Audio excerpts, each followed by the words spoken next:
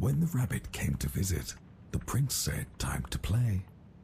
But his big red eyes, they scared her, and she didn't want to stay. Quickly towards the exit, the tiny rabbit hopped. The prince ran right behind her and screamed she must be stopped.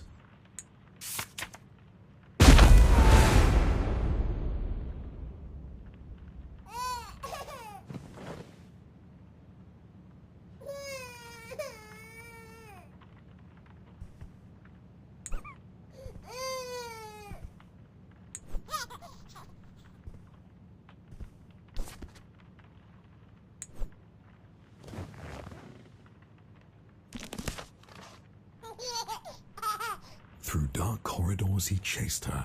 Hop, hop, hop. A relentless, futile flight. Hop, hop, hop.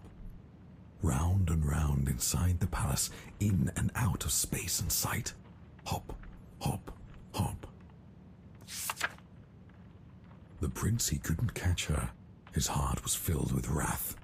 The rabbit slipped right out the door and vanished down the path. The prince cried out, "I need new friends, more, now, another."